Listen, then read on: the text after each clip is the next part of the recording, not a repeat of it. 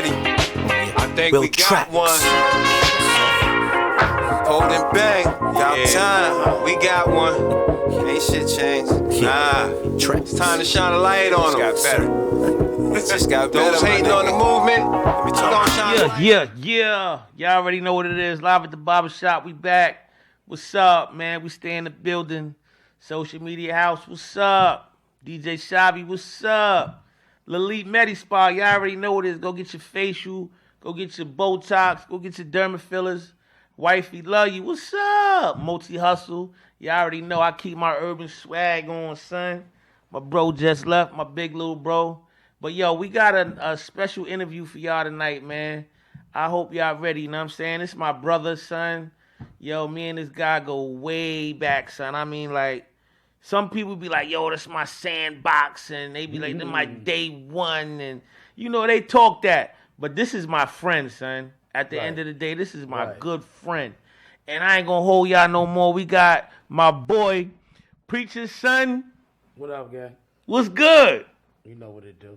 Hallelujah. Love you, man. Praise the Lord. Man. Praise the Lord, son. The love of the Lord, right? What's good with it? Talking about, like, you see how like that smile you got? Uh-huh. That smile is impeccable because that right there, your gums couldn't grin that much if your heart wasn't that happy. Ain't no way. Yeah. It ain't no way, though. Ain't no way. A smile like that can't be a fake smile. That smile gotta come from a grin that's on the inside of your gut. Mm-hmm. Because your mouth wouldn't open that wide to grin that hard. Talk to him. It's like I'm gonna express how I feel from my heart through my smile. Yeah. And your smile ain't even big enough because you stretching it so much to say, listen, I love him. Yeah. This is my guy. I love you, man. Yo, let's start off, man. You done been around some hip-hop, son. Yeah. Let's talk about how it was growing up on that street to see the level of hip-hop. You can shout some names out if you choose. Yeah, you know I got to pay homage, though. Go ahead. Talk the talk. First of all, we talking about the streets right now. Yeah. But first of all, I'd like to give honor to my Lord and Savior, Jesus Christ, first, who is the head of my life. Oh, yeah. You know what I'm saying? Because he introduced me to all these things that I've seen. Oh, yeah. You know what I'm saying? So, first of all, let's pay homage to him and, reverence him first. And then, second, we're going to get down to the nitty-gritty. I'm going to say the first introduction to the streets and the best knowledge, I feel like Yo Gotti. You know what I'm saying? Mm-hmm. I said my mama had a main hustle, though. You know what I'm saying? Yeah. So, like, I ain't going to give the streets no credit for something that my mama did. You know what I'm saying? Uh-huh. Because, first of all, like, she came from the cotton fields. Mm-hmm. 5th grade education, you know what I'm saying? Like 14, 15 siblings. And you talk about somebody who picked cotton, bro. You know what I'm saying? In the heat of the day, they go like hats on their head, like real slave type mentality type joint. You know what I'm saying? When he getting it, that one of him, I love that one. Yeah, that one right there. When he go ahead, baby. Yeah, so like you talk about like a fifth grade education. You know what I'm saying? Like somebody that came from nothing, like a 2-room 10 shack, like a 10-room 10 shack. Like you got a shack, you got 14 kids in a 2-bedroom shack with a 10 roof. So like nights like this, I wish that raindrops would fall like that. You know what I'm saying? Yo, it is like. You hear the raindrops or whatever falling, but you got 14 kids in there probably with a wood burning stove, and you got little kids in there, you know what I'm saying, that's going out and pick cotton, and you talk about a little girl like that get out of school and she drop out at 5th grade because she got to stay home with moms, you know what I'm saying, to help her raise the rest of the kids and all that, you know what I'm saying, and so then you get this transition that's made where they start to migrate. Up north, you know what I'm saying? They're heading to Brooklyn, New York, stuff like that now. You know what I'm saying? Oh, that's where they touch first? Yeah, because my dad, I'm from Brownsville. Okay. You know what I'm saying? My dad, I'm Brownsville. I'm from Brooklyn.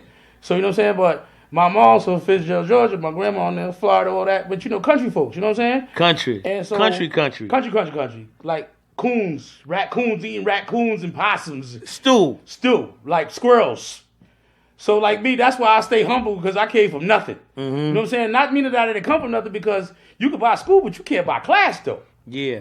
So, even though they had no money, they had class, though. So, let's not get it twisted. Let's not equate poverty, you know what I'm saying, with, being ignorant. You know what I'm saying? Poverty ain't got nothing to do with being ignorant. Because you could have no financial stability, but you could have mental class, moralistic values that you can't buy at a store no matter how much money you get. Okay. You know what I'm saying? You ever seen a rich man with a poor man's mind? You know what I'm saying? So there's a lot of people like that, bro.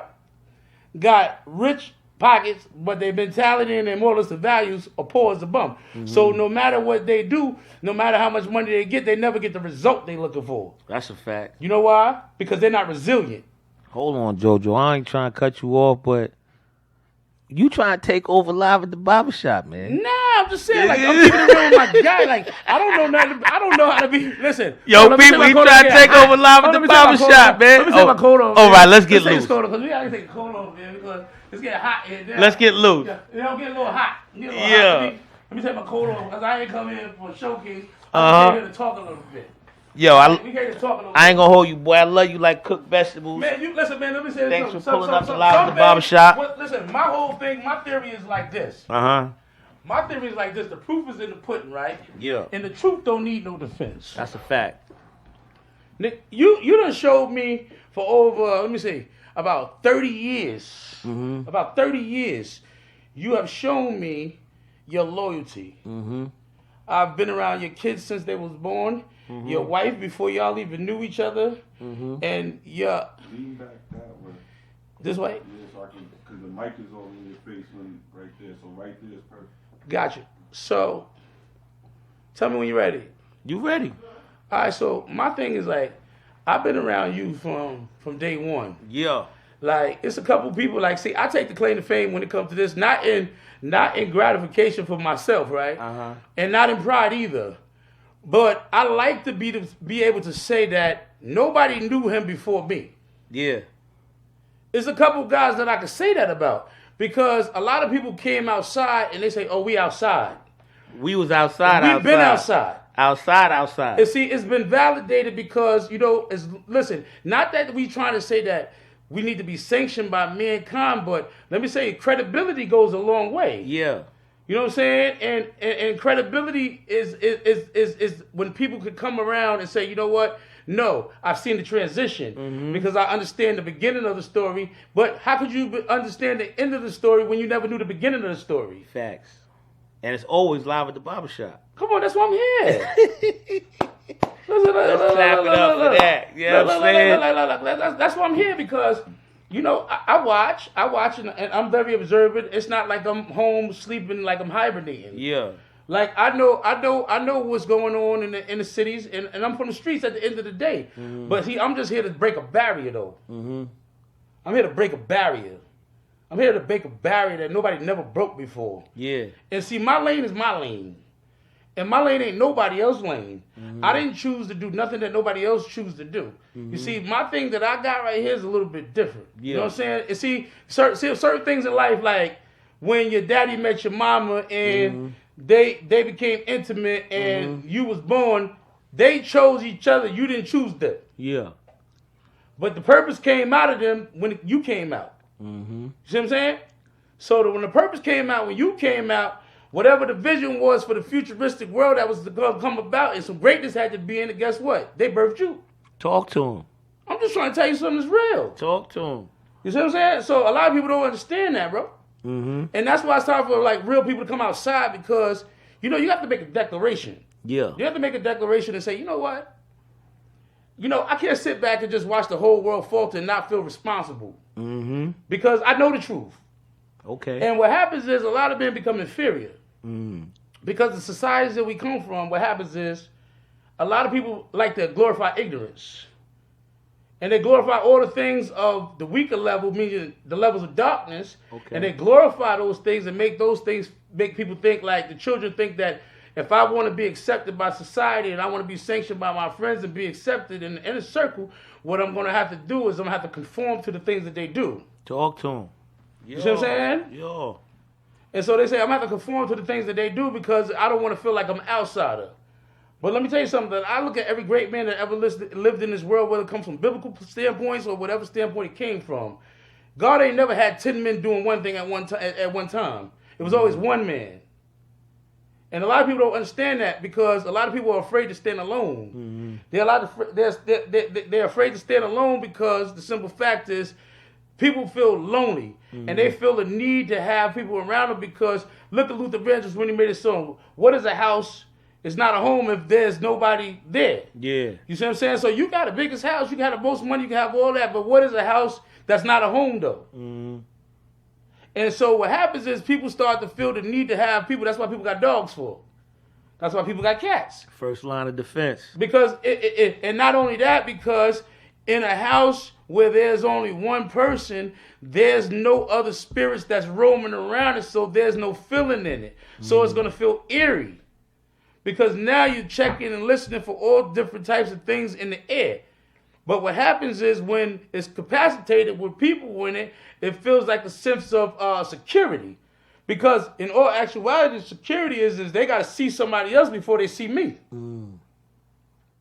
Talk to him. That's a fact, though. You keep talking, baby. You know what I'm saying? You got the floor. So my whole thing is like when it comes down to the nitty gritty, you're gonna be deterred from all of your dreams if you worry about society's opinion, bro. That's like me right now. A lot of people gonna look at me and say, "Oh, what is he talking about? He talking about he gonna preach the word of God? How is he gonna preach the word of God? Yeah, I said the word. You say he fake. But how am I fake? We was talking about that earlier.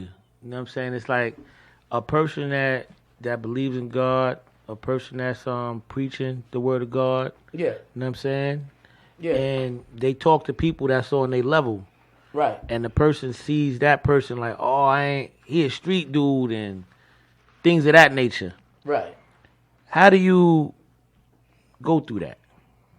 See, my thing is, and let people see like, my thing is, it ain't even about that. I don't have insecurities. Okay.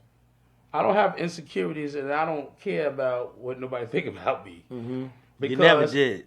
You know why? Because if you go around worried about what somebody else's expectation is on your life, that means you're gonna forever live to please people.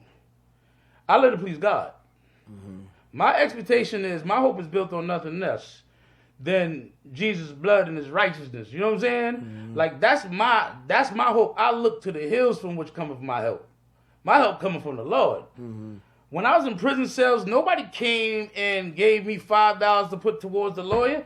But even though it wasn't money that freed me, it was the power of God that freed me. So why would I worry about what people out here got to say when I'm walking with somebody who never left me nor forsaken me, man? When He has made Himself real to me. Like, you don't know what I saw when I was laying on a prison bed, in a cell, on a gallery with 50, 60 different men, and all you hear is cling, cling, cling from cell doors closing, and you inside of a cell, and you praying to God for your family, that you make it home to see them, that your moms don't pass away while you behind prison bars, that your child don't get molested by one of your cousins or somebody when you behind prison bars and you're not there to protect nobody? Or you thinking about hearing a call from the chaplain telling him that somebody in your family passed away? Like, you don't know how it feels to be kicked out of society. Meaning, like, you've been kicked out of the world. And you're walking around in the midst of darkness with men that is capable of doing all manners of evil. Because if they wasn't, they wouldn't be there. So you living in a demonized whole environment where you dealing with nothing but demonology, bro. And so what do you do in a situation like this when you were raised up to reverence the Lord? What do? You begin to what? Go back to the things that you was taught by the ones that love you. And what was that? Pray. And so now what happens is, through trial and error, God reveals Himself and He starts to become real to you. And He doesn't start to hide His face no more. And He starts to become evident in ways that you can't deny Him. Right? And when you can't deny Him and you start to look at the situation, you say, the Lord just sent me that money. Yeah. The Lord just made sure I got that phone call. The Lord just made sure I had toilet paper over there because I didn't have nothing. The Lord just made sure that I slept later and didn't go to the yard today because that riot was out there. And it could have been me. The Lord could have allowed that to be me. But because of his grace and his mercy and the love that he has for me, he has what? Spared my life. And that's my whole thing. My thing is like, what matter do we have with anybody that has a concern about defamating something that they see is for the good? Mm-hmm. We already know that we wrestle not against flesh and blood, but against principalities, talk to them, rulers of darkness, spiritual wickedness in high places. Mm-hmm. So we when we become keep going, when we become elevated, elevated, right? Oh yeah. When we become elevated, keep talking, and our mental state leaves from a carnal realm, and we enter into a spiritual realm where we understand the galacticness of spirituality.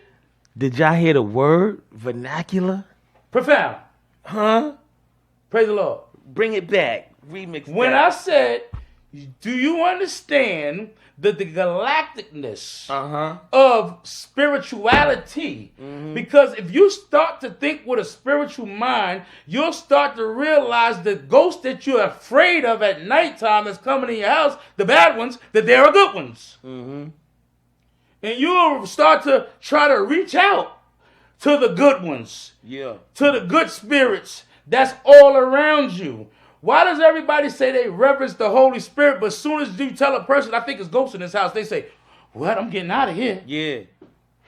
But how you going to be afraid of ghosts when you said you got one in you? Because the movie said it. Because the movie said it. The movie said it. People watching movies. Too many movies. Man, listen, man. My thing is like, me per se, I think like this. I'm like, God is so real to me, it doesn't even matter with opinion because nobody's there to help me. Mm-hmm.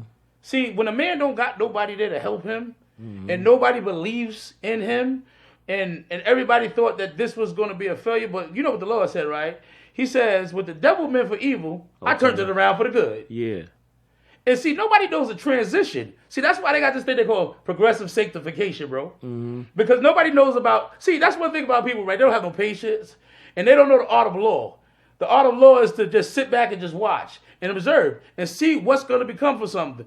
Because you know how they say the horse that used the bathroom first? Mm-hmm. He the one that don't use the bathroom last. The one that sometimes that you may think that God might not be pleased with, you might not know the transition that they're going through just for the sake of others, though. Mm-hmm. You know, I said, let every man pick up his cross and follow after me. So if Jesus sacrificed his life for you, right? And he says, if any man be in Christ, he is a new creation. All things are passed away, and behold, all things become new, right? Mm-hmm. He says, if you abide in me, and I'm going to abide in you, right? So what that means is that if Jesus says that he's going to be in you, and when you open that door and say, come into my life, he says, I'm going to come into your life and I'm going to be inside of you. So now, if you got the same Jesus from Nazareth, right? Uh-huh. And you got this guy, and this is the thing about it. They crucified him, right? Facts. So now, you got the same dude, right? That everybody walking around and hated him, right? They was jealous of him, right? He had all this power, right? He was like Jay-Z in his day, right? Yo, so he was like Jay-Z in his day, right? So my thing is like this, right? If he was famous like Hov or one of them, that means that he had a lot of haters. Mm. That means he had a lot of jealous people of him. And they didn't want to just crucify him because he was saying he was the son of God. No, he was messing up the money. Because now, when people didn't go to the temple, guess where they went? They went to the seashore. Yeah. So they wasn't dropping that bag off over there no more. Mm-hmm. You see what I'm saying? But see, when they tell you about this Jesus guy, right? They're going to tell you about this guy that, oh, he was this guy. Oh, Hail Mary, full of grace. No, that wasn't him. He had a cloak on. You know what a cloak is? A cloak is a hoodie. Mm. He had a hoodie on. He was sitting in the middle of the square, right, in the courtyard, and he was over there with tax collectors. They was known as the sinners, and he was drinking wine with them. Tax collectors getting that money. Listen, they was getting the money, and they said, look, all the haters was sitting around him. Yeah, and it was like, oh, look at him. He's sitting with sinners, with drunkards, and he's a wine bibber. Mm-hmm. So Jesus, he said, John the Baptist, you know, he ain't never came, he ain't eat nor did he didn't drink nothing. He said, but me, Jesus, I came drinking, and I came eating things I wasn't permitted to eat. Mm-hmm. He said, and y'all said he had a demon in him, and y'all called me a wine bibber and a drunkard, right? And said, I'll cast out demons by the name of Beelzebub, right? He said, but how can a person cast out demons by the name of himself? He said, don't you know a kingdom divided amongst itself can never stand? Mm-hmm. He said, so why would Beelzebub cast out demons by Beelzebub? He'll be destroying his own kingdom. He said, but if I cast them out by the name of God, right? Talk to him. He said, if I cast him out by the name of God, right? Keep he said, talking. then whose kingdom gets the glory? Yo. The one that cast him out, because he becomes the greater. He said, so why would I cast out something by myself and destroy myself? He said, what is the Holy Ghost, schizophrenic or something? Nah, bro. And so my thing is like this, right? I look at things like Christ looked at them. Mm-hmm. And people don't know Christ because if they knew Christ, they would know me. I'm the proof of them. Mm-hmm. And see, my thing is like this, right? He said to Peter, he said, yo, Peter, he told the boys, like, yeah. See, you got to remember, you got to look at it like these was mans, bro, like me and you. That's like me looking at you, Peter. I'm Jesus, right? Check it out. So check it out. This is how I go. Yeah, I like how he did that, right? He just got to be Jesus. Listen. Why I couldn't be Jesus? You can be Jesus too because you know what? He told Peter, but check it out though. I'm gonna come back though now. But now I'm gonna come back though. Because I'm gonna show him something though. The reason why I took the position of being Christ, right, was not because he's not Christ is in him, but Peter was very important. I could have said, I'm gonna say your name is Timothy. Mm-hmm. But Peter, right? He told Peter, he said, who do you say I am? And Peter told him, Peter said, Messiah, the Son of God. Mm-hmm. He told Peter, said, Peter, you know what? He said, man, the only way you're going to know that, Peter, is the Lord to show that to you. So he know God talking to Peter too, though. Yeah. He know God got something going on with Peter too, though. So he told Peter, say, yo, Peter, man, the only way you're going to know that is the Spirit would have revealed that to you, man. So you got it. You got the juice, boy. He said, Peter, you got the juice, man. Mm-hmm. And then so he told Peter, he said, but Peter, I pray for you. He said, I pray that your faith don't fail you. Because you know why? He said, the devil desires to sift you as wheat, right? Mm. And so, because you know why? But listen, Peter might have didn't understand in that moment why Jesus was telling him the devil wanted his head. Mm-hmm. But then when Jesus told Peter this, he said, Peter, he said, upon this rock, I'm going to build my church. Mm-hmm. And he said, the gates of hell will not prevail against it, right? And so, the church was built on Peter. But Peter, Jesus loved Peter. And so when I say this, when he says to Peter and them, he said, Peter, you know, he said, I commend you boys for your great faith that you have endured this race with me. Y'all walked all the way up to the cross with me. And even though you denied me, I know you did it because you was afraid, because you see what they was doing to me, and you knew you couldn't take this type of torment because the Father didn't prepare you for this. Mm-hmm. He said he prepared me for this. He said in the beginning was the Word, and the Word was with God, and the Word was God. Yeah. And they were one. And then he said, is there any man that look down upon them and see what's going on with them down there? He says, what will we do? He says, there's only one redemption for men is the shedding of blood for the remission of their sin. He said, anybody that's willing to go, and then the Word became flesh. And then the Word spoke and said, prepare me a body, and I go. Yeah. That's what the Word said, right? And so now, when he looks at Peter, right, and he tells Peter, he says, you know, Peter, like, this thing right here is going to get a little rocky for you. Mm-hmm. This thing is going to get a little rocky for you. And the burden that you're going to have to bear sometimes is not going to be just for yourself. Yeah. And sometimes when we going through tribulations in life, we not understand that you got children that you sacrificing for. Mm-hmm. You have friends that you're sacrificing for. If I had not been through the things that I've been through in my life, how could I see what the detrimental things that's happening in my family's life that I can step in the gap and say, no, don't do that right there, because if you trust in the Lord with all your heart, talk to him, and you lean not on your own understanding, keep going, and you acknowledge him in all your ways, oh yeah, then he gonna direct your path, son. Dumb out. But this is the thing that people don't get. Talk to him. Because see, you see, it said the just shall live by faith. Uh-huh. See, most people can't live without money in the bank. They're going to have a nervous breakdown because they're going to worry about tomorrow. If there's a $1,500 bill due, and I got to have this money by tomorrow, and I have no resources, I have nothing to sell, where's this money going to come from? Mm-hmm. what they gonna say? They gonna say, Man, you better get out there and start working. they gonna say you gonna get some work. But look. Gotta get out there and start working. They gonna say you gonna have to get some work for my man. They gonna go get some work for their man. But let me tell you something. Like I know. Hold on. See, this is why I like to get a little. This is why I like to get a little arrogant at. Yeah. And this is why I like to get a little boastful at. Working. This is why I like to get a little arrogant. I like to get a little boastful at right here, right? Because you can't whoop me. And the reason why you can't whoop me is why I'm gonna tell you why I like this, right? Talk to him. Because I was praying to the Lord one day. And I told the Lord, I said, I want to feel unique. I said, Lord, I want to feel unique. He said, well, you ain't going to never feel unique as long as you're playing on the same ball field as everybody else. Mm-hmm. So I said, what you talking about? I was selling drugs at the time. He said to me, it don't matter if you're selling a 20 or you're selling a brick. You're still in the same game. He said, a man can't look at you no different than him when you're still in the same game. He said, but when you step out the game, and you step out of the game, and then you get in the lane where no man is taking, and he's afraid to take the right route because he don't believe in his mental capacity to be able to do nothing but something that's easy. Talk to him, Pop. And he said, and then on top of that now he said, many are called, but few are chosen, right? Yeah. And then he said, you are one of the only ones that I see. Not talking about you now, Peter. He said, you are one of the ones that I see. No, they see you me. I force you. Look, man. Look. Check it out, though, man. Look. Check it out, though, man. Check it out. See, you know how to wait. Yeah. You know how to be patient. Yeah. You know what it says? It says, a fool and his money shall soon depart, right? But then again, it says something like this, right, man? What does it profit a man to gain the whole world and to lose his soul? Yeah, right? That's a fact. Check this out. You got these fools, right? They'll sit up in prison. They'll sit up in courthouses. They'll sit up in halfway shelters. They'll sit up in social services buildings.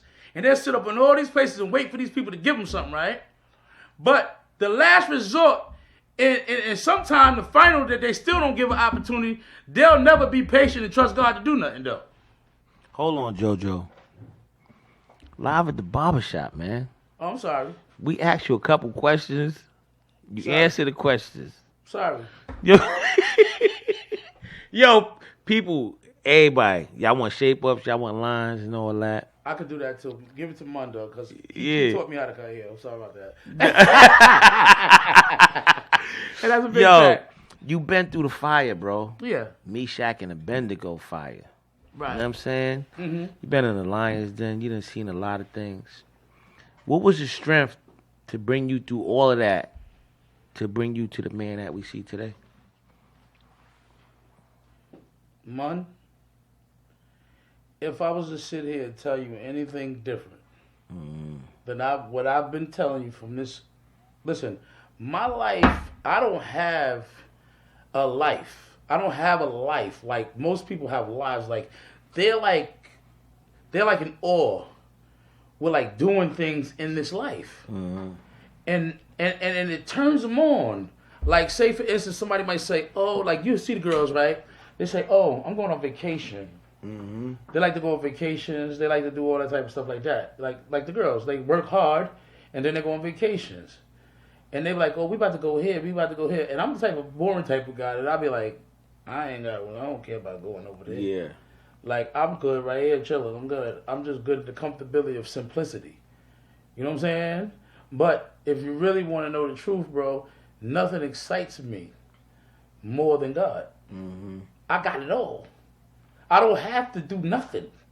I don't have to feel that I need nothing. I got it all. Mm-hmm. Listen, I got everything I need. Like, people need things because there's a void somewhere. Yeah. You see, it's a difference. What's the difference? Listen, now, I'm going to be Mun now, and he's going to be Joe. Yeah. Okay? Mun, how you doing, Joe? What up? Live at the barbershop and gang bang. Dumb out. Dumb out. Y'all ain't crazy. So check it, right? Now, I'm going to ask you a question, right? Mm-hmm. What is it that, right? Say for instance, what is it? Why is it that people buy nice things and always need something? Because they want to show other people that they can. They can. which sometimes is the mistake. Good thing. Because you're moving on the wrong direction. Come on, Joe. Because you're showing off right in front of the wrong crowd. So, all right. You know when they say you can't dance at every party? that be some people's problem. They want to dance at every party. Every party. And it don't work like that. Okay. Now, all right. Here, check this out now. Talk to him. Check this out. Talk to him, Pop. What is the difference between happiness and joy? What's the difference between happiness and joy? A lot of sin. A whole lot of sin. A whole lot of sin. Hold on. Listen. I beg to differ. Yeah. I beg to differ. And if we're gonna look at actual facts, we're gonna have to look at it like this, right? Happiness is external. Mm-hmm. Say for instance, you got $1 million check, you're gonna be happy, boy. But say for instance, your baby couldn't walk. Mm. What that $1 million mean? What that $1 million mean? It don't even mean no money. You gonna have the money, right? It ain't about none of that. You gonna have the money, right? But you can't buy her walking. You can. Thank you. You know what I'm saying? But that's what I'm saying. So hold. It's a whole lot of sin in between. There's a whole bunch. Hold on. That's why I say that. Let me tell you something like that. You got $100 million in the bank. Yeah. You go to the doctor tomorrow. Yeah. You tell he give you 30 days to live. Whole lot of sin in between. Do y'all hear me? It's a whole lot of sin in between. So now, what you gonna do with it? So let's get down to the nitty gritty now. You gonna come to the barbershop, get fresh. Yeah, get a haircut. You gonna hit the strip. This sharp line right here, because this is razor we putting on you right now. You gonna hit the strip. Look, that's what they said about the word of God. It says living sharper than a two-edged sword, sharper than your razor. Yeah. It's a barbershop. Talk to him. So listen though, check it out, right, man. Mm-hmm. So now you got all that, right? And at the end of the day, you know, you got the money, so you have it because you can pay all the bills, because the bills collectors ain't adding more stress to you, because you got a type of stress on your body and on your mind that the money can't do nothing with. Mm-hmm. Right? Mm-hmm. You see? And so now my thing is like this, right?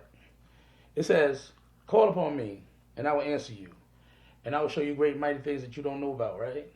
And he says, you ask anything in my name and you can have it. He says, according to your faith, be it unto you. He says, the just shall live by it. He says, it's impossible for a man to please God if he don't got it. Mm-hmm. You see what I'm saying? And so my thing is like this, right? I'm kind of a little bit smarter than the average cat. See, if you're really a real hustler, you're going to know how to get next to the winning circle. Yo, talk to him. See, if you're a real hustler, you're going to know how to get next to the real winning circle. And so these jokers are so ill in their own mind. He says they have a form of righteousness, but deny the power thereof. You know what I'm saying? They have a form of godliness. And everybody wants to be godly because everybody called themselves kings. Mm-hmm. But even in king days, there was not a lot of kings. There were kings. No, there were a lot of kings. But there were only one king or two kings that were really talked about, dynamic kings. And those kings right there, they had a lot of trials and tribulations. But not to get off this, though. Let's get back to this. My thing is, they promote that they're going viral, that they got the juice or whatever, right? Now me, I'm going to play dummy. I'm going to play a little dummy on you now. Now, if I see with my eyes that the power resides over there, and I know that you ain't got no power over there, but you're going to try to convince me that you got it going on over there when I done tapped in over there and I know that's the big juice right there. Mm-hmm. That's like saying that I'm cool with Donald Trump and you telling me you cool with Larry's discount. Mm-hmm.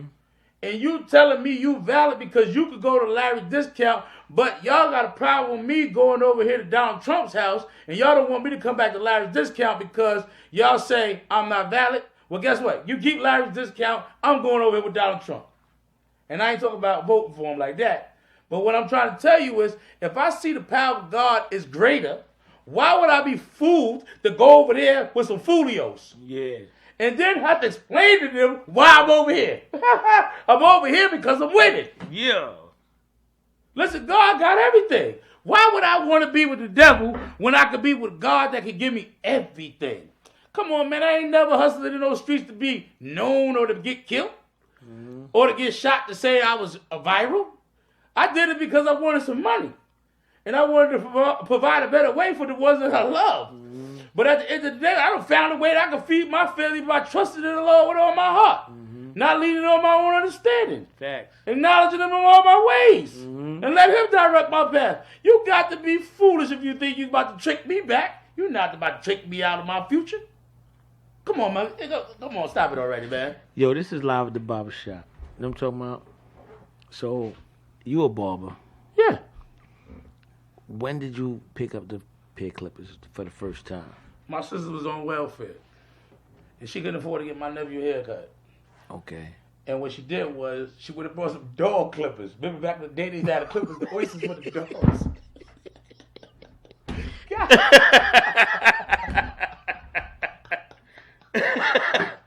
Yeah.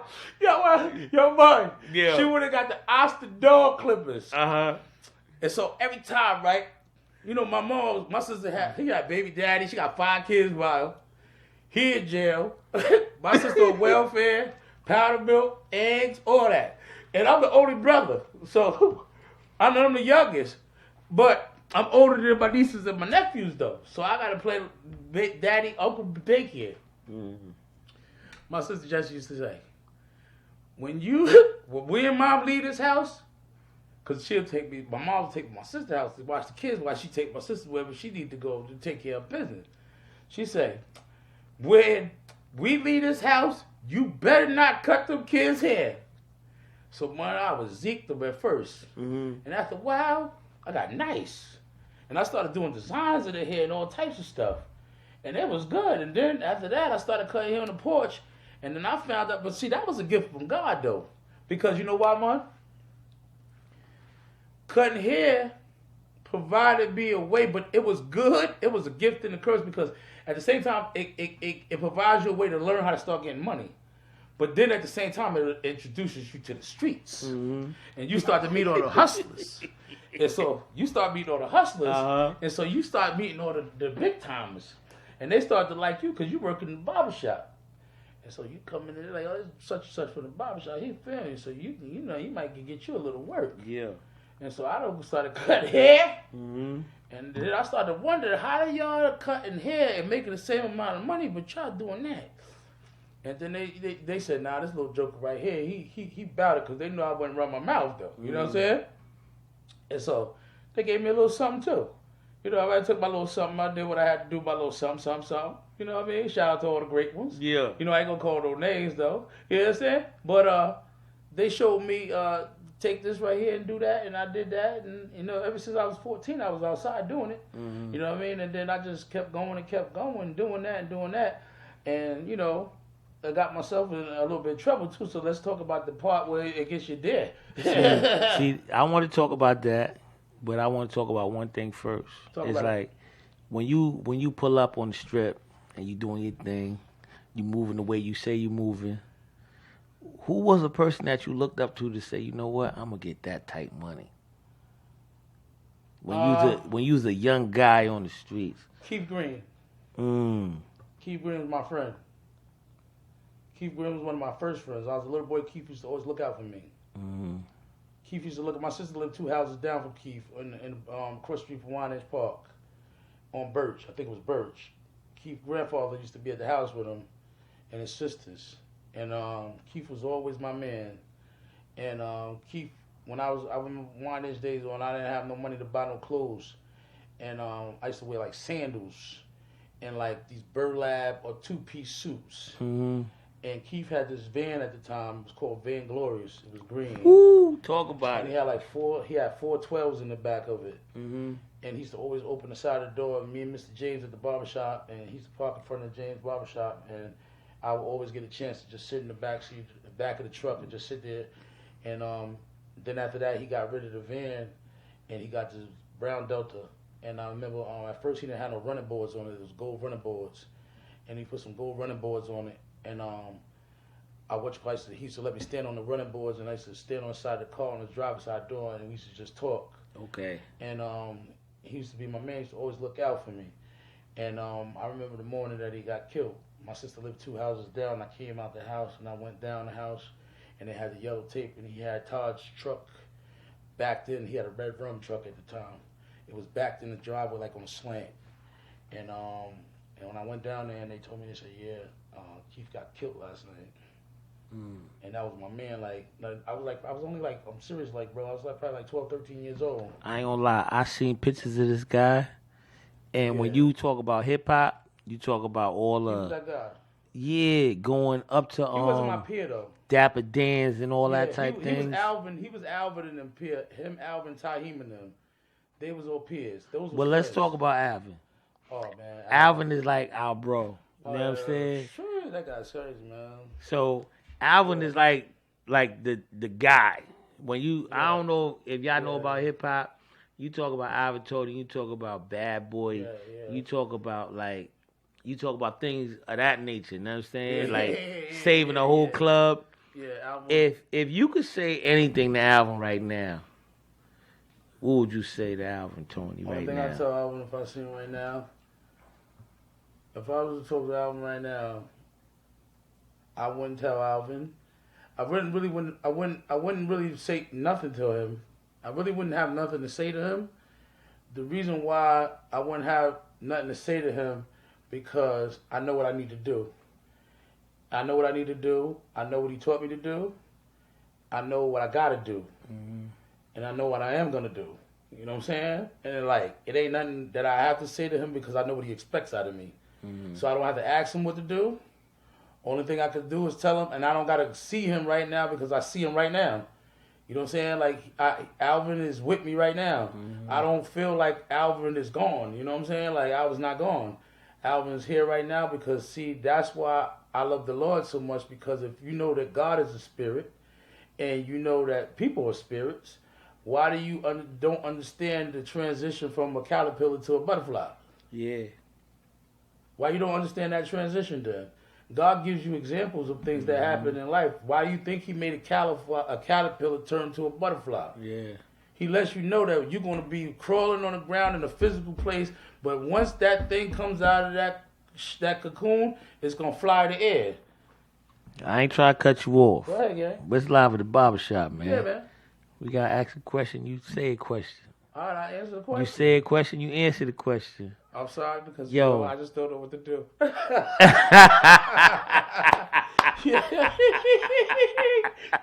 Yo, I got my boy. We can find you at the Preacher's Son on what? Facebook. Instagram. But we're going to be on YouTube because we're going to do some things now too. We're going to do some things. We're going to do some things. So Alvin was like the guy.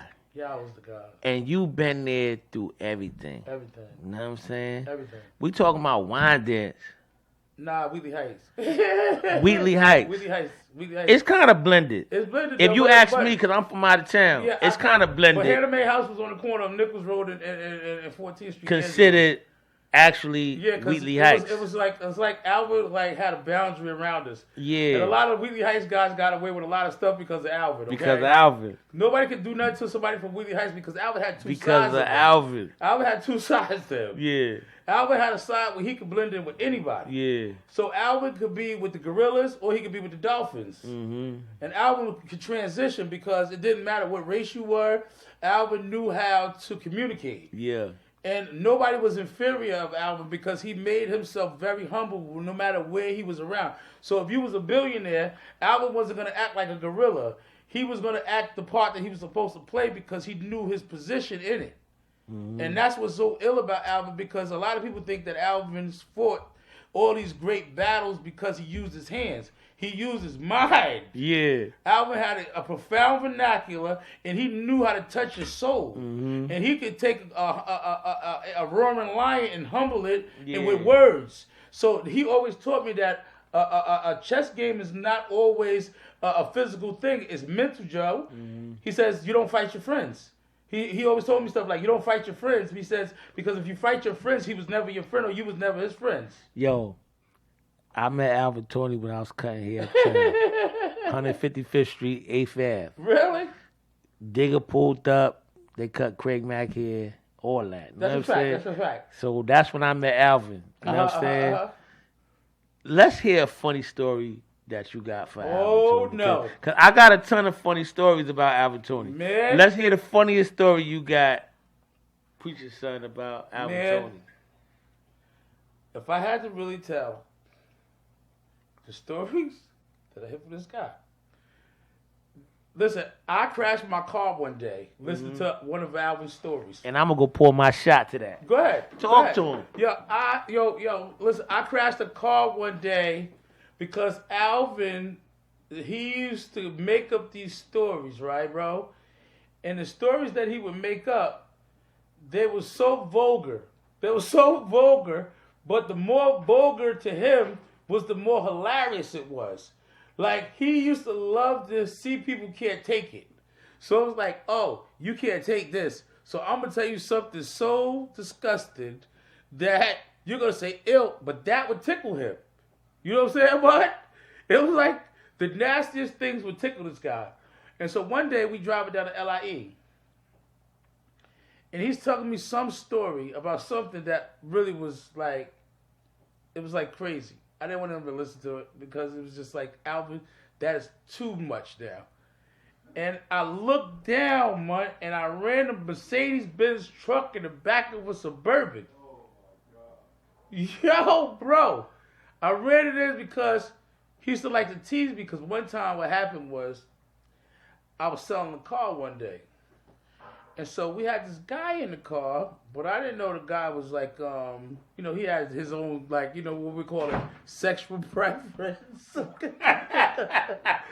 And so me and Al was in the car. So we pick him up. He was at the laundromat. So first of all, me, I'm like, I'm not homophobic or anything like that, but I stick to scripture. And so the guy gets in the back of my car. And he starts to fold his laundry on the back of my back seat. Disrespectful. So Alvin's in the car. He thinks this is hilarious. So I said, Alvin, what's so funny, Alvin? He says he's folding his clothes in your back seat. So I said, he's folding his clothes in my back seat. So I look around, I don't say nothing. And so, I'm a big boy. So I was in a little car at the time. So my pants, sometimes there be people you think you can wear your pants down because that's your style, but sometimes your belt you ain't got no butt. You gotta go to Pathmark and buy some butt cheeks, and your pants be falling down, right? So my pants is falling down, and the boy in the back that's folding the seat back there takes a look at my butt, and then he gonna say, I get out the car. So Alvin, I come back to the car. Alvin's laughing. So what's so funny to you, Alvin? He says, you was getting out of the car. And your pants fell down. He said, he looked at your butt. I said, what? He said, you should have heard what he said. I said, what you talking about, Alvin? So he's laughing. He's shaking. So he said, yeah, when he looked at your butt, he said, God just keep pouring out the blessings. Yo, I want to kill Alvin. Yo, buddy, I want to kill him. So every time I get out of the car and my pants will fall down, he'll say, God just keep pouring out the blessings. I couldn't take it, man. Yo, I seen you guys one day. I don't know if it was a Honda. It was something of that nature. Little gold Mazda, man. That's the one Pastor Taliban was talking about. That's oh my God. You're a big dude. Yes, I am. You know what I mean? You like Suge Knight-ish. Yeah. You got the Suge Knight-ish in him. We was rubbing elbows. And he's a huge guy. Yeah, this is my boy. Yo. And the police pulled you guys over. And didn't want no license, no registration. They just wanted to know how we got in the car. They want to know how we got in the car. Hey, yo, mud, let me tell you something, right? You know Rudy, right? You know Rudy Ganey, right? So, boom, one time, me, Alvin, Rudy, all of us, we went to the Poconos. Mm-hmm. So we had an Airbnb. So Rudy went to the store. So Rudy comes back. Rudy's like, yeah, I went to the store. I had to buy some underclothes for everybody. So he's like, what you mean you had to buy underclothes for everybody? The hell? He said, he thought that one of the girls said, oh yeah, when I was buying hers, it smelled like roses. He said, when I got to yours, it started to smell like fried chicken, collard greens, chitlins. He said, When I got to yours, Alvin, it started smelling like animals. Gorillas. Bears.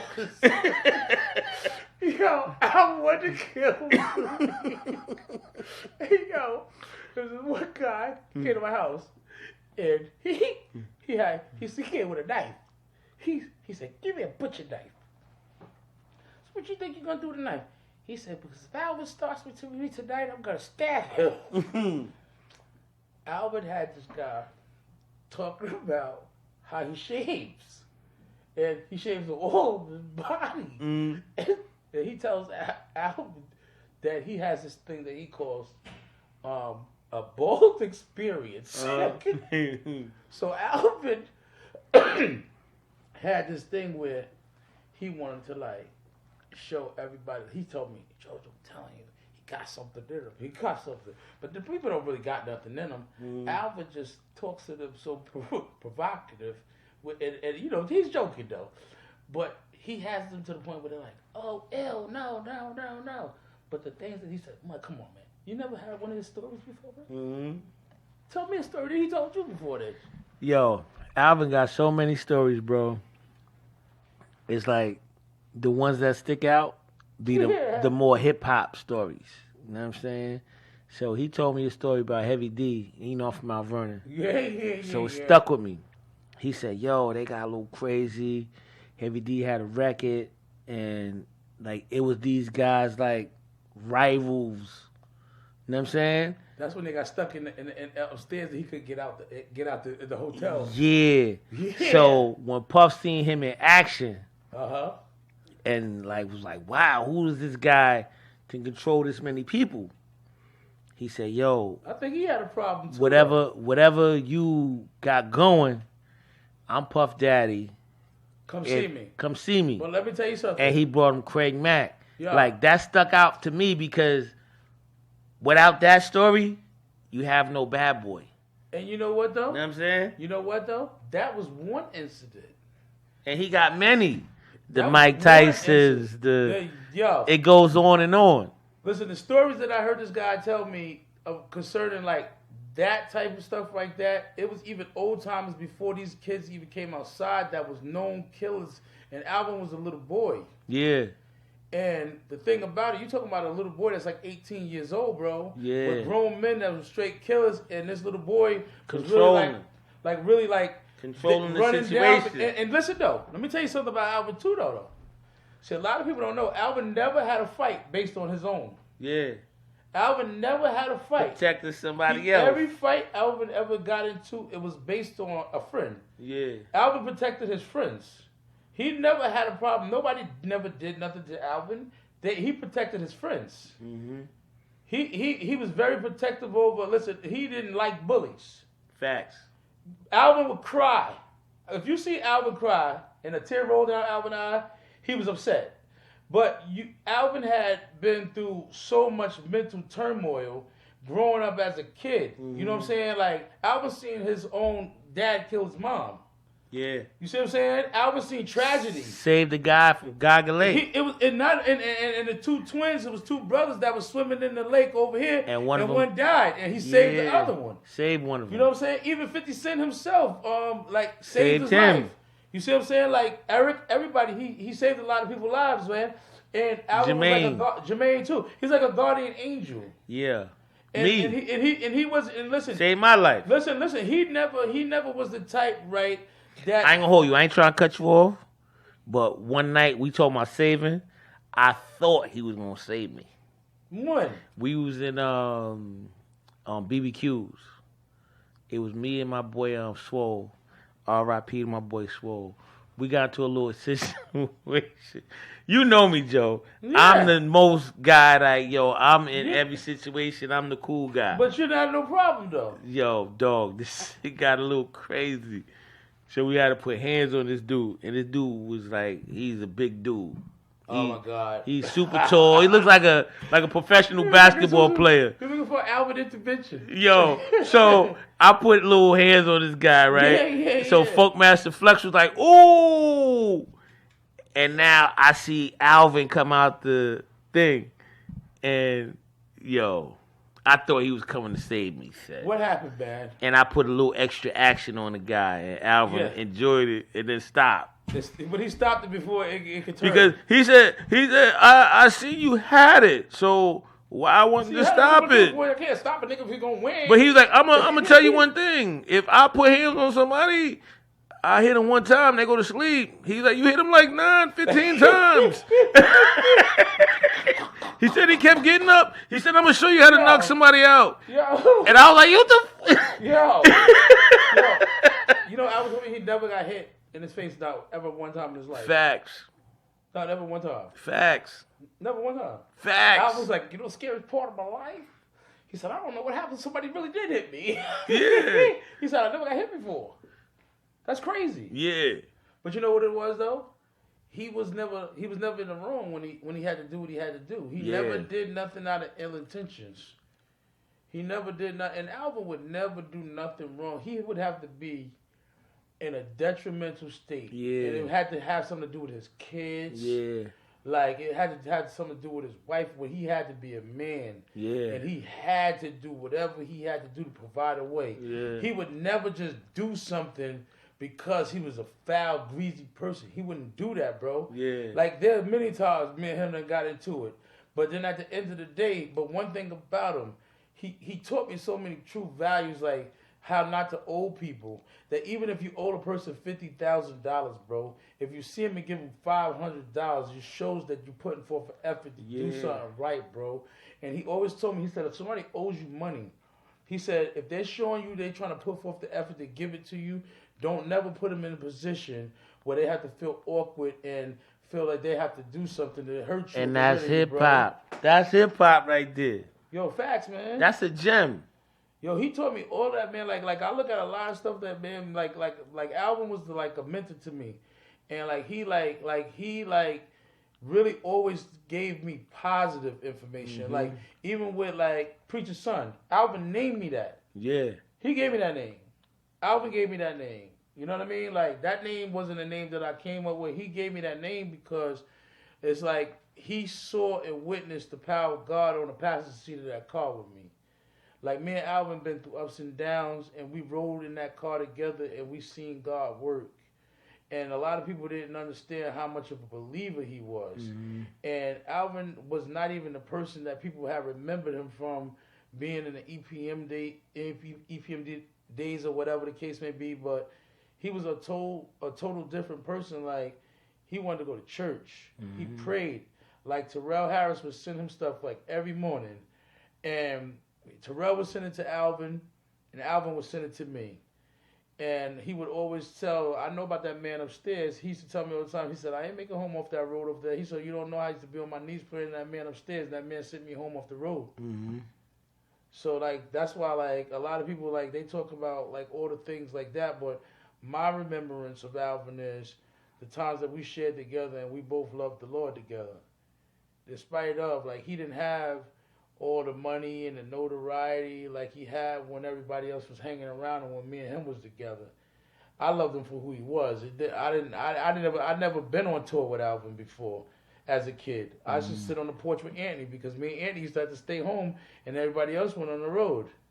You know what I'm saying? And me and Anthony used to just get it when Alvin would come home, everybody would pile up at Hannah Mae crib and come on the porch. Mm-hmm. But when none of them was there, it was just me, Anthony, Hannah Mae, and James, you know what I'm saying? And Rosetta and John, they lived upstairs or whatever, and my mom's and me across the street. And that's just how it was, bro. But, yeah, Alvin was great. He was my big brother. I remember days that I used to, like, say, for instance, you be in school and you get hurt or whatever. I mean, one time I sprained my ankle, and the bus brought me home, and they had to carry me on the bus, like the teachers had to carry us. And so when I got home, I couldn't walk. Then they got Alvin, him and Annie. They would come, lift me off the bus, take me. And my mom's wasn't even home. My mom's was cleaning houses at the time. So when my mom's wasn't home, I would have to go across the street to Hannah Mae house. And Hannah Mae had them red couches with the plastic on them. Mm-hmm. And I would have to lay on the couch, and I would go to sleep, and Hannah Mae would feed me. They took care of me. You know what I mean? And this was when I was there when Warrior Wayne, they came to my house, Warrior Wayne moms, when she had passed away. She passed away on 16th Street in the house at the corner across from Nichols Road. And me and Wayne and Worry had been friends because we was the same age. Alvin was older than us, him and Johnny and all of them. And you know, they came down the block, running down there and talk about how when Josephine they found their moms passed away in the house. So it's a lot of history behind that. We came up in the era where drugs, when they was shooting heroin, smoking crack. Mm-hmm. You know, my sister strung out on drugs. You know what I'm saying? They family members strung out on drugs. Aunt Kathy, everybody, you know, going through these situations that they went through. But one thing we always had, we had love for each other. You know what I'm saying? And a lot of times nowadays, the love has gone where the families are not knitted like that together no more. It's all about technology, education, and stuff like that. We didn't have all that, man. We had roaches, man. But we had love, though. Yo, I ain't gonna hold you. Your son is in the hip-hop game. Yeah, Bucky B. That's Bucks a Billion, man. He about to do the Ramageddon. Yeah. That's Buck. Let's talk about that, man. Being Buck, man, yeah. being who you are, and then saying, you know what? I got another me coming. You know I what I'm respect saying? Buck, man. Yo, Buck, I respect Buck. I respect Buck like Alfonso Bernard respect me. Uh-huh. I respect Buck like that. I remember one day, me and Fonz, right? Mm-hmm. Me and Fonz were sitting in front of Wheatley Heights stores in front of the barbershop. And I was talking to Fonzo, and I was really like, just had came home. And I didn't know how I was going to find my way because I thought I was going to come home and work on a garbage truck or something like that because I knew I couldn't hustle no more, sell no drugs, and go back to jail and let my moms down, you know what I'm saying? Fonz took me in, did what he had to do, looked out for me. And the thing about it was, I was sitting in the car one day and I ain't had no money. And I looked at Fonzo. I looked at Fonz. And I said to Fonzo, Fonzo, man. I said, Fonz, you ever think I'm going to be rich? And Fonz looked at me, man. And he said to me, he said, Jojo, I don't think you're going to be rich. He said, I think you're going to be richer than me. Yeah, because you got a rich mentality. Like, your aura is rich. Yeah. So the money is the light part. You know what it is, though, man? When Fonzo told me that, when a person can put themselves to the side, every man want to be the king of the throne. When a man is humble enough to tell another man, I don't think you're going to be rich, but you're going to be richer than me, that's a man that loves that man. For Fonzo to look at me and tell me something like that, it let me know how much Fonz loved me, that he was willing to say, brother, I believe that you're going to have more money than me. The average man is not going to tell a man that because the first thing he's going to think, because this is how their prideful minds tell them, the more money he got, the more what I got and my woman and everything that I'm with is going to desire him. So he's not going to tell that man, you're going to have more than me. Because that's how prideful my man thinks. He thinks carnality. But when a man has an unconditional love, like an agape love that God has for people, a selfless love that doesn't seek his own selfish desire, and he can look at another man and tell that man that he loved that man that much, that let me know how much Fonz loved me. Like, Fonz loved me, like, the love that I have for Fonzo. Like, it's not comparable to a friend or a man. Like, even a brother has aught with each other. Me and him have a perfect relationship in the spirit.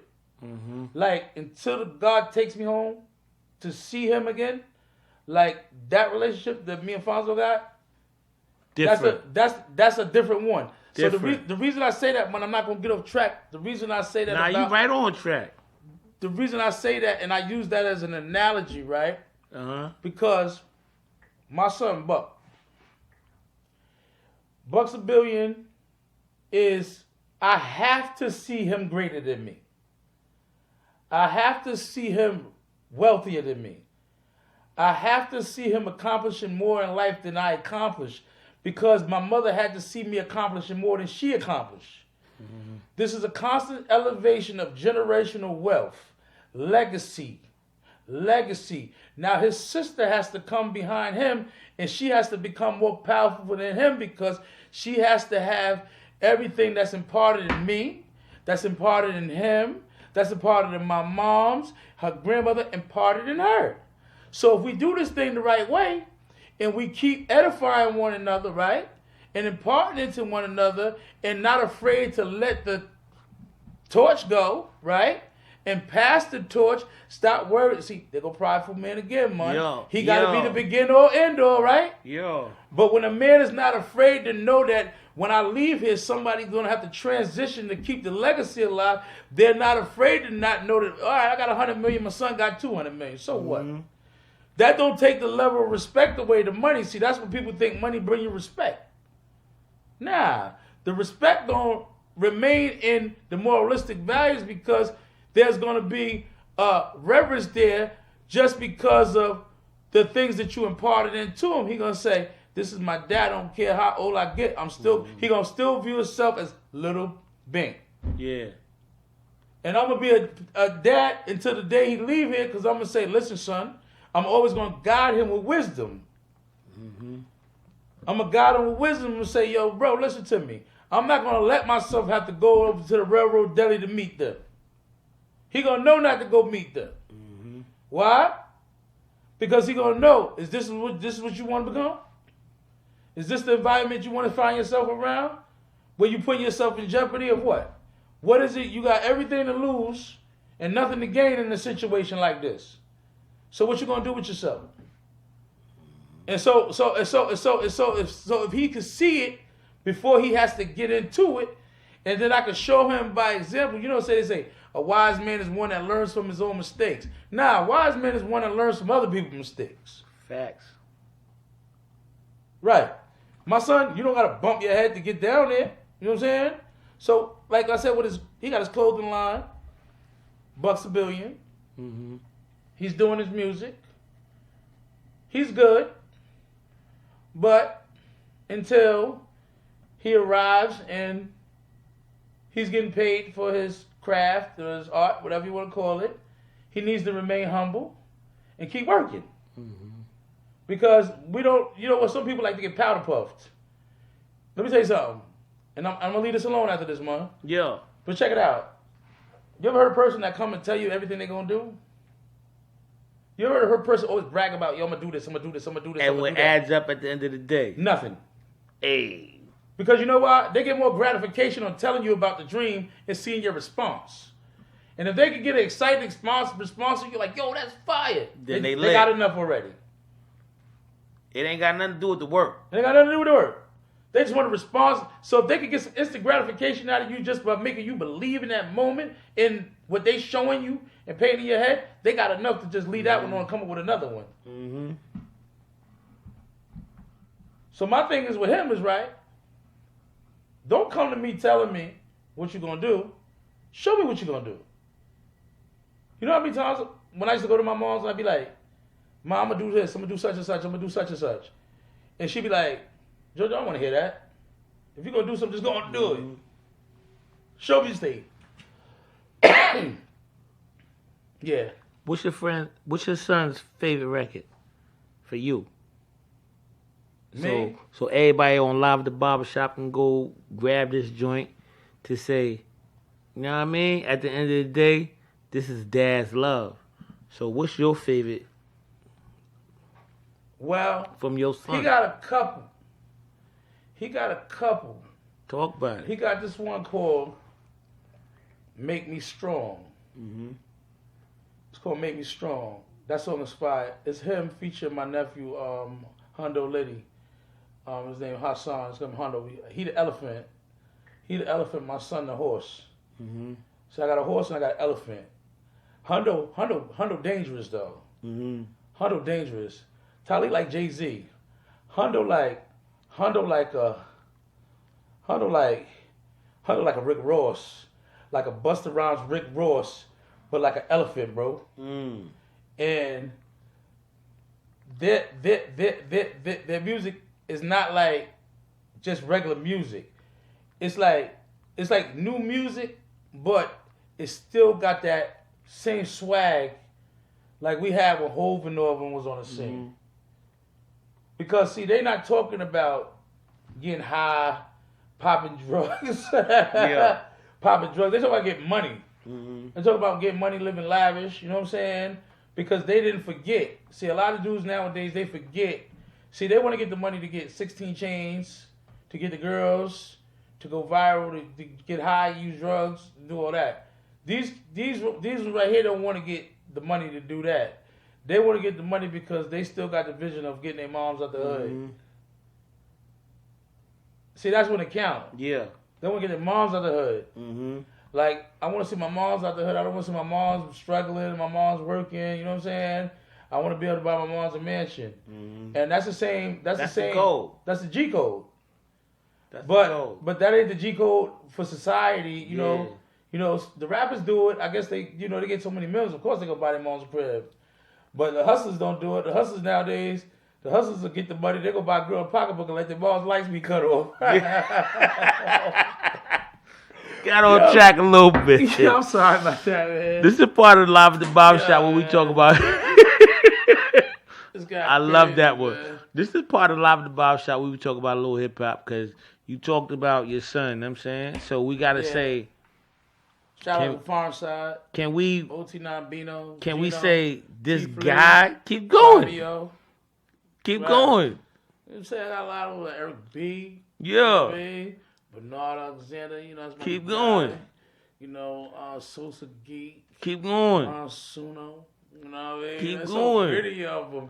Ether the Connect. You know, King Combs. Keep going. You know, sheesh, boy, I was just going. There's so many of them, man. You got a lot in the game. Yeah, but man. we kind of got to say, can this guy's word be bond? Who? Which one? Yours.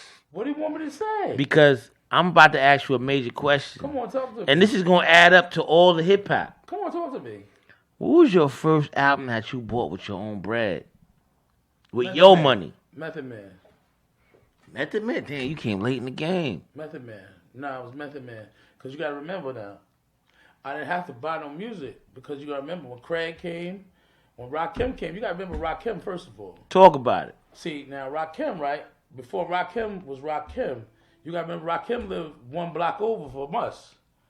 So I knew Rakim's mom, Miss Griffin, and I know his dad, Mr. Griffin. Mr. Griffin was a tall, skinny dude with the Thunderbird. That guy right there.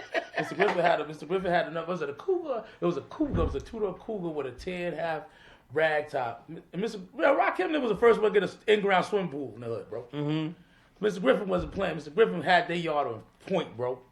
Don't let nobody fool you. Rakim's house, his family was not. They was together. Mr. Griffin, his mom's the sweetest lady, and his house wasn't no hangout house.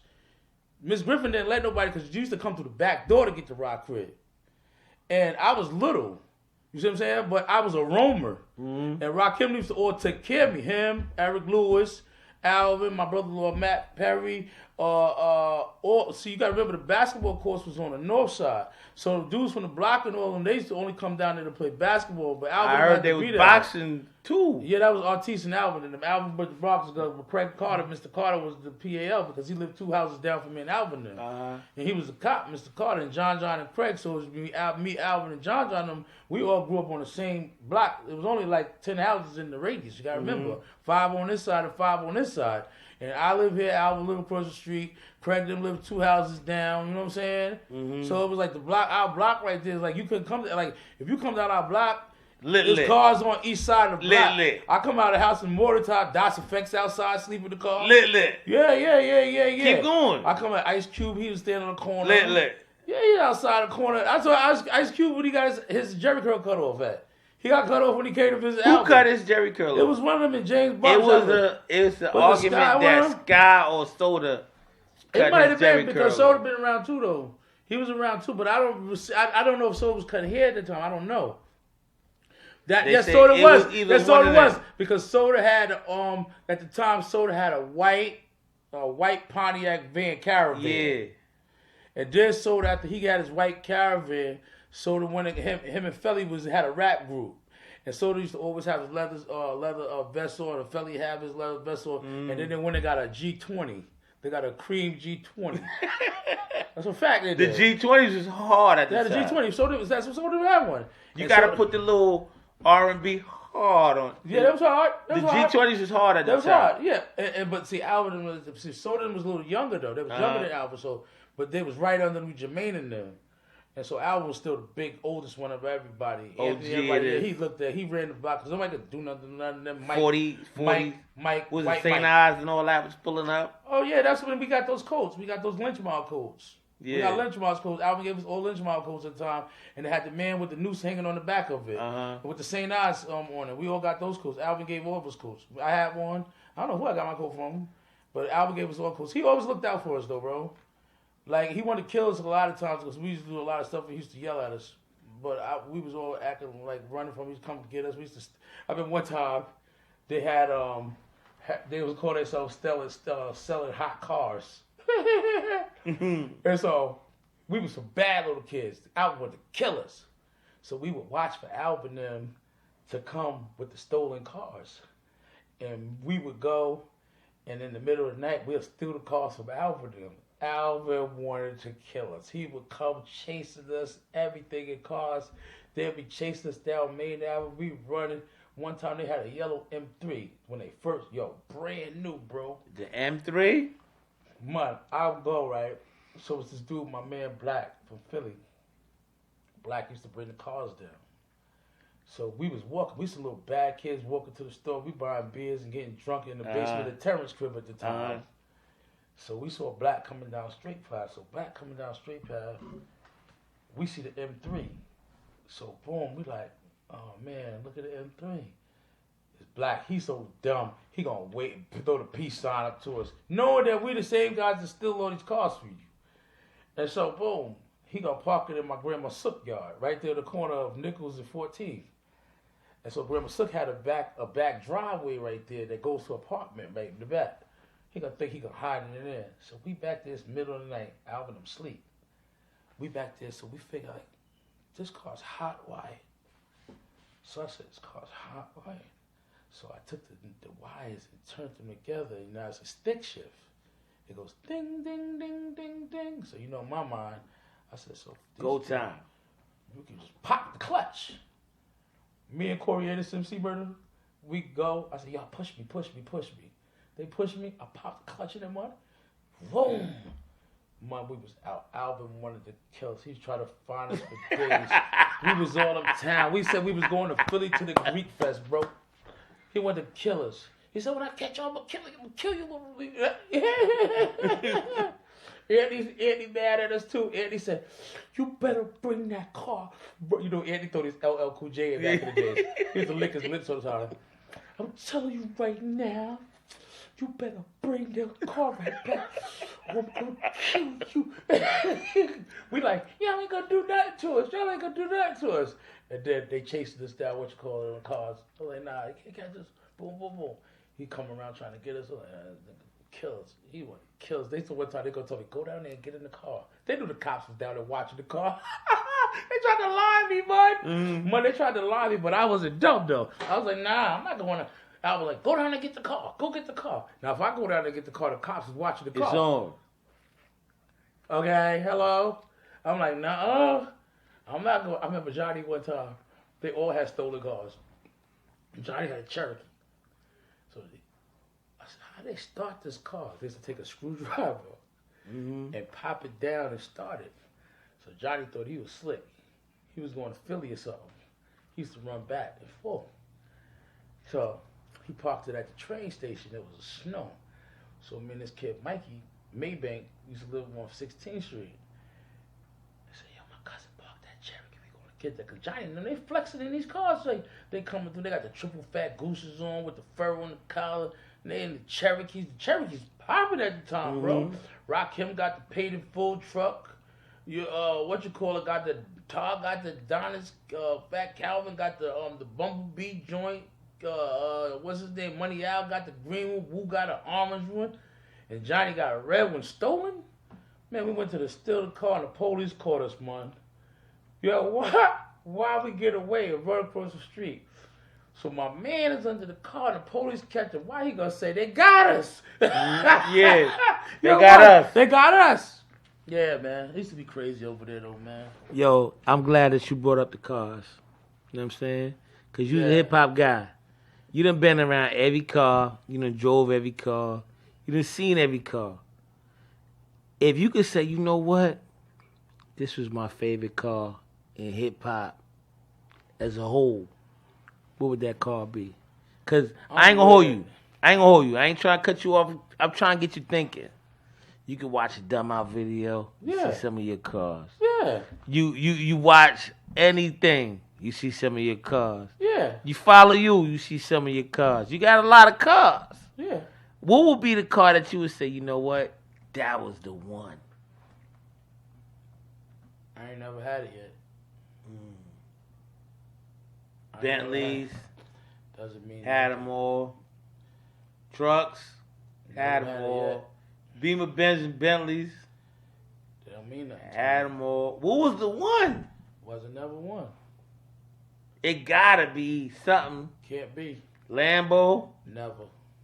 What's the car? It ain't gonna be one. Life is bigger than a car. But I'm not saying life. I'm just saying cars. Never. Stanza. Never. Probe. You had the red Probe. Never. The red Probe was crazy. See, if you ask me that question, I'm going to say the red Jetta. Because that was the most loudest niggerish car. A red car.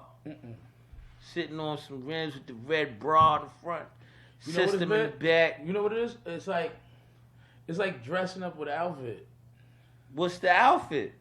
Whatever what you want to wear that day. Louis, Gucci, Prada. I don't even like that type of stuff. I just regular. My whole thing is like, you know, my vision is. Talk to me. I like comfortability. Like I like comfortability, and like a car to me, like most people like want the car to like just chill. I like it because it's clean.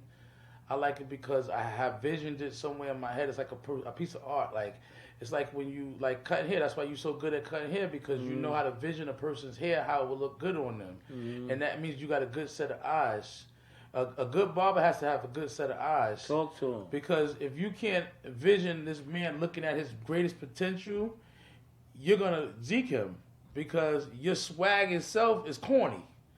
You have to have an ill swag to make somebody else swag ill. Yeah. And that's what a barber does. Because if the better the barber, the more attracted the woman gonna be to the man. Yeah. Because she gonna notice something that's unique about him that the average man don't get. You know what I'm saying? Like, so that's what makes an ill barber, right? Mm-hmm. And so, like, even with cars, like most people get cars because they worship Baal. Mm-hmm. They worship Baal and Athea and all these different types of gods, right? And the cars define how they feel important. Mm-hmm. And if they're going to get this girl or whatever. But me, like, the average guy go out and he'll buy a 2022. I'm going to go buy a 1987. Yeah. Because I'm more of quality over quantity.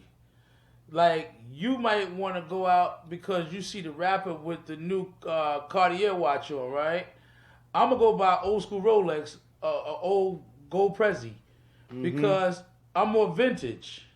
It's a difference between being rich and being wealthy. You know what I'm saying?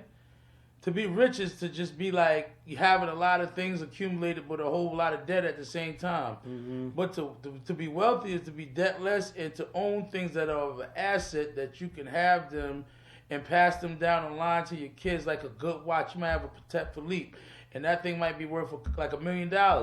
And the average person, like an average person that we know, they will look at it and say, "Oh, I ain't robbing him for that Guess watch." You know what I'm saying? But they'll see me over there with a Breitling that ain't nothing compared to that and say, "Let me get that because what glitter ain't always gold." Talk about it. You know what I'm saying? So to rewind that thing, bring it back to hip hop, because you know this is Live at the Barbershop. Live at the Barbershop. So we always gonna ask you this question. Come on. If you would say, you know what, this is my top 5 of all time, dead or alive MCs, how would you answer that? Damn it. Top 5?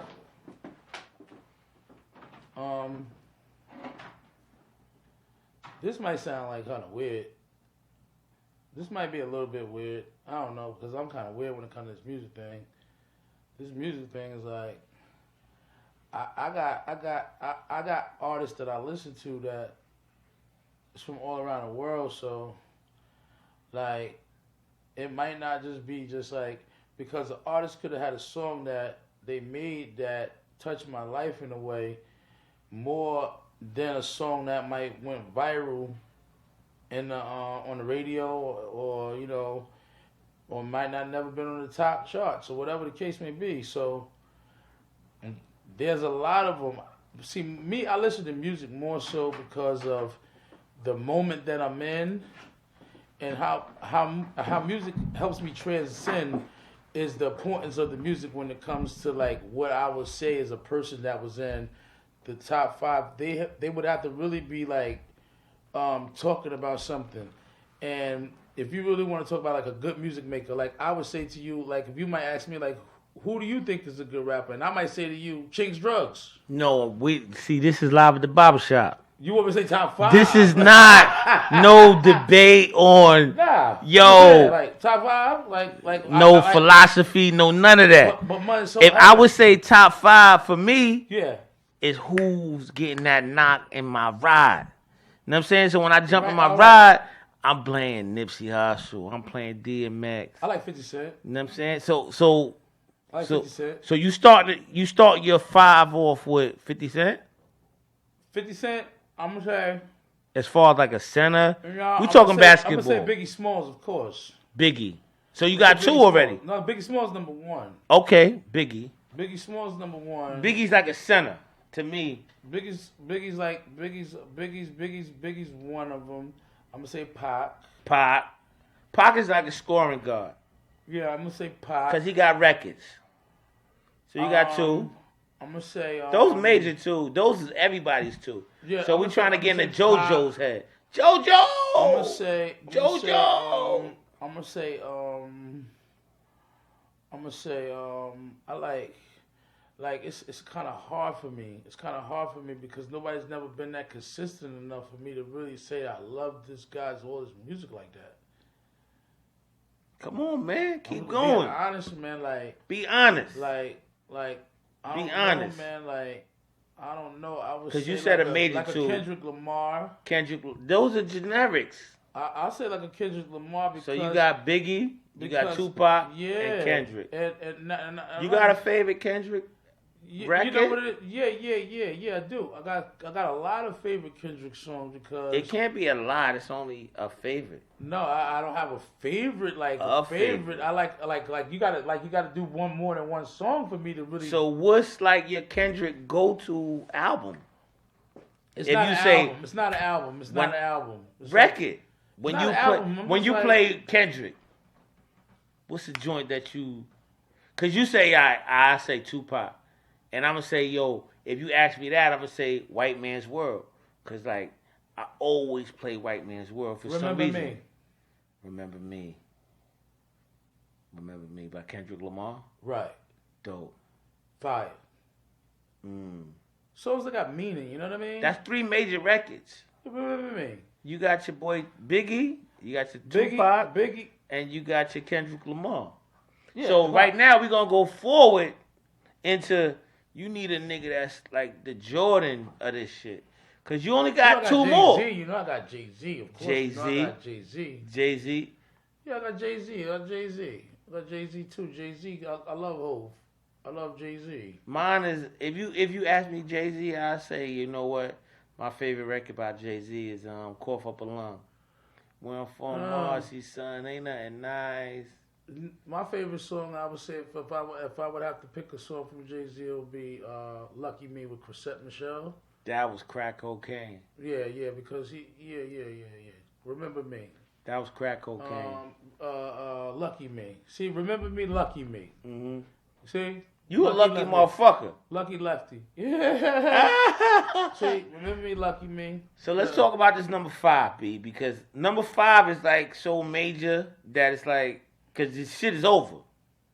After this, you can't name no more rappers. Big Pun. Ooh. You went to the PR side of the shit. Big Pun. Big Pun is a crazy rapper. Big Pun. Big Pun made music. Did you like Pun more in the beginning, middle, or after? Because I don't know Pun when had that realm. I don't know when I like Pun more in the middle. If you say Pun, I like more Pun in the middle. I don't like the skinny Pun. I like the big Pun with the scooter. Yeah. That was middle. Was that that song? was middle Pun. The middle Pun. Yeah. When he said when he's like, come back, come back, come packing back. the back of the back of the hat. No. Packing the back of the back. That's middle Pun. Look. Packing the back of the back of the hat.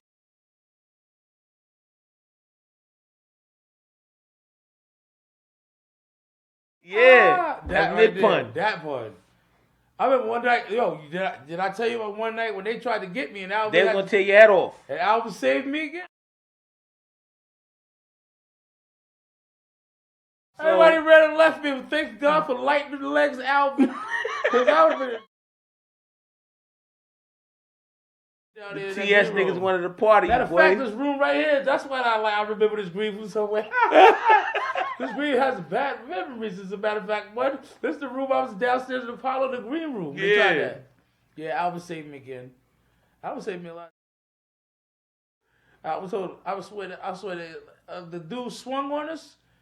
I had like 10 people with me. When I looked around, everybody was gone. Mm-hmm. I don't know how Alvin got down those stairs that fast, though. Big fella. No, he wasn't big then. He was like lightning man. Big fella. They used to race on the block, bro. Nobody could beat that guy in a race. Yeah. That guy was so fast. Oh, my God. He was an athlete. Alvin, man, let me tell you something. I used to understand because this guy was like an egg fanatic. Mm-hmm. And he was skinny with a six-pack. But he would eat a whole dozen of eggs. Like he wanted the whole dozen scrambles. Mm-hmm. And he had a six-pack. Like you would not look at him. It's just that when he started just like falling in love and laying up, and he just knew he was that guy. You know, what I mean? He just like he's Alvin Tony. He had a pat belly. He didn't care. I'm Alvin Tony. I'm Alvin. You know what I mean? I do nothing. I do what I want to do. AT the Great. Yeah. Yeah, you already know what it is. Yo, we got fucking the preachers. I ain't mean to curse you. You're so right, man. Listen, see, that's the whole problem with you. You ain't human Henny no more, and me. But we got the preacher's son in the building. Yeah, I love you, man. You know what I'm saying? So appreciate you, man. If you can give your son that's rapping right now, because this is a hip-hop based show. Yeah. If you can give him some fruit and say, you know what, because you done been around this thing and you done seen the greats. You done been around the greats. You done managed the greats. You a hip-hop guy. Yeah, I love hip-hop. I love the lifestyle. And God is the base of everything. Facts. If you can give your son... Listen, hip-hop is your job. Serving God is your responsibility, bro. You're taking over Live at the Barber Shop. I'm going to say that, man. If you can give your son some fruit right now, what would you give him as far as hip-hop? Just tell him to understand, just like I just told you, man. Mm-hmm. Hip-hop is your job, occupation, your hobby, or whatever, right? Putting God first is your responsibility, your obligation, which is a reasonable service, my brother. Put God first and he'll make all your dreams come true. Never sell your soul to the devil for fame. Just don't do that. Listen, no matter what, as long as it's in God's will for your life, it's going to work out. When opportunities come for you to have to do things that sacrifice your soul, don't do it. Mm-hmm. Don't turn to the drugs after God blesses you. You pray to God to bless you, and He gives you the desires of your heart. Don't take the heritage of the Lord and use it for prodigal living. That's the only thing I can tell him. So I'm going to tell you like this. Here on Live at the Barber Shop, we love to say, yes, sir. I thank you for your time. I love you, man. You already know I love you, boy. You know that. We had a good time tonight, though, man. I appreciate this, man. But what they say is like, you could have been anywhere in this whole world. Miami. You could have been on Jupiter. You got a little couple dollars. You could have took a flight to Jupiter. I ain't trying to go that far. You go to Jupiter, man. You might as well go ahead and go to heaven, bro. Hey, man. Hey, man. You said it again. So be it. You could have been anywhere. Yeah. Japan, eating sushi. Oh, come on, man. Stop rubbing it in like lotion. You could have been anywhere in this world, bro. You feel me? But guess what? You chose to say, you know what? I'm gonna chill with my brother on Live at the Barbershop, and I love you for that time. But I love you for letting me come on your show. Come on, man. Come on, man. What? Come on, man. Man, it's the truth. You my brother, man. Nah. God resists the prideful, but He gives more grace to the humble, bro. You my brother, fam. You my brother, man. It ain't. Listen, see, that's the problem, man. You make the money. Never let the money make you, man. That's why people. Yo, hold on. I'm gonna tell y'all a funny story. I first met JoJo, right? Oh, I met him through my guy. Talk about this dog, huh? Yo, I had a dog named Tyson. And this guy was black as a demon. His mother said, she said, the night is black. The dog is black. And mothers love to let the dog run in the dark and run up on you before you know it. You got a panther looking you in your face. Tell the whole story, man. Yo, JoJo pulled out 2 guns like this. Get him! Get the dog, man. Get him! I don't want to shoot. Because I said, please don't shoot my dog. I wasn't want to shoot Mun's dog. If it was anybody else's dog, the dog would have been dead probably, bro. But this dog, I'm like, Mun, please just get the dog, Mun. Nobody can do nothing to Mun. This is Mun. This guy has been sanctioned from day one. He came by way of Regina Luke's. Dumb and out. Diane Gaines. Yo. No way. He's the brotherhood. And here he goes with his dog. I don't know much Diane. He turned the whole family to dog people. Yo, I ain't gonna hold you, son. Here on Live at the Barbershop, we love to say, you know what I'm saying? We like to thank our brothers for coming out. Love you, man. I love you more, bro. Because a lot of people say that, but they don't mean it. For life. You know what I'm saying? So when they be like, yo, I love you, my bro. Oh, man, come on. I'm going to tell y'all one thing. When you say that, you know what I'm saying? Just mean it. Because I mean it. You know what I'm saying? That's a fact. Urban Swag. You see me, Peace. Lalit Medi Spa. You see JoJo. You see everybody I be with. Anything I do, he involves us. Those are people that you see. You know what I'm saying? So here on Live at the Barbershop. And I got my little bro controlling the boards tonight. You know what I'm saying? So we got some new music. Big pun. Like, when we say that big pun, we mean, dumb out. Bow. Yo, over here we like to say, if you build a tight foundation, right, your roof won't collapse. Right. Bang. Peace.